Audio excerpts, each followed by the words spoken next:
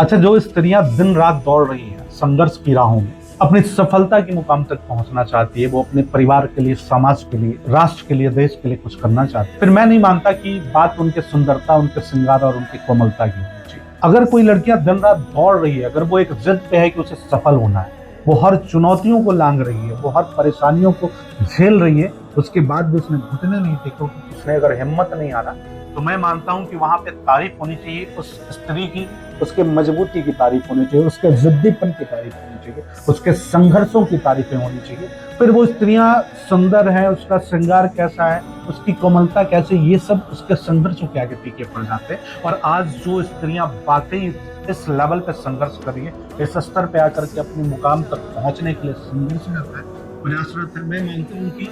आज की युवा पीढ़ियों के लिए, खास करके लड़कियों के लिए, उससे बड़ी कोई प्रेरणा स्रोत नहीं हो सकती। आए दिन जो लड़कियां सफलता की दहलीज पे पहुंचने से पहले उनकी सफलता और उनके मौकों को कुचल दिया जाता है समाज के लोगों के द्वारा, मैं उनके खिलाफ हमेशा बोलता हूँ। क्योंकि मुझे लगता है जो स्त्रियां अपने समाज की बैरियर को लांघ कर सफल होने के रास्ते पर संघर्षरत है, ये उनका जन्म सिद्ध अधिकार है। स्त्रियों को भी सफल होने का अधिकार है, क्योंकि ईश्वर ने जब स्त्रियों को पैदा किया तो उन्हें पुरुषों से बिल्कुल भी अलग नहीं, ना अवसर में, ना उनकी सूरत में, ना उनकी काबिलियत में, ना उनकी पोटेंशियल में। पर जो स्त्रियां दिन रात दौड़ रही है ना, दिन रात भाग रही है, मेहनत कर रही है, वो वाकई काबिल की तारीफ है। लेकिन उनकी तारीफ होनी चाहिए उनकी मजबूती, उनके संघर्षों के, उनके जिद्दीपन के, उनके हट की, ये पीछे नहीं हटेंगे, आखिरी मुकाम तक पहुंच कर रहेंगे और सफलता अपने हिस्से का हार बना करके रखेंगे।